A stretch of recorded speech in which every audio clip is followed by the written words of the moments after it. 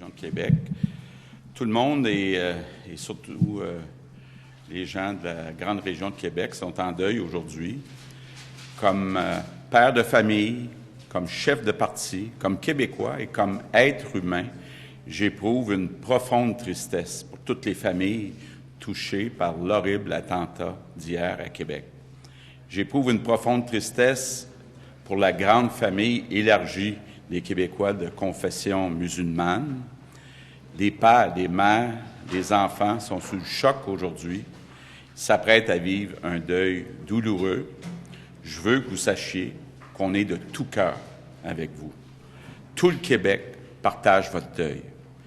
Il faudra bien sûr faire la lumière sur ce qui s'est passé, sur ce qui a déclenché une pareille folie, mais une chose est certaine, la violence, cette violence meurtrière, est absolument injustifiable. Ce qui est important aujourd'hui, c'est la solidarité et l'unité de tous les Québécois. La solidarité avec les familles touchées et l'unité des Québécois contre toute violence, contre la terreur et contre la bêtise meurtrière.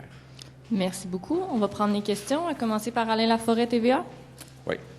Monsieur les députés. Monsieur Legault, concernant l'islam, le discours, est-ce que ça va vous amener à changer votre discours avec ce qui vient de se passer là, tout près de nous? Non. Écoutez, d'abord, il faut se garder de sauter trop rapidement aux conclusions.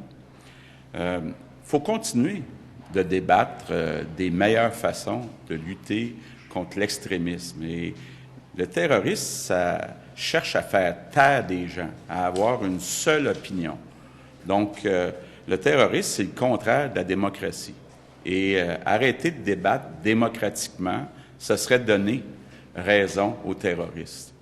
Mais aujourd'hui, ce n'est pas le temps de parler des meilleurs moyens de lutter contre l'extrémisme. Ce sera le temps de revenir à ces débats dans les prochaines semaines, dans les prochains mois.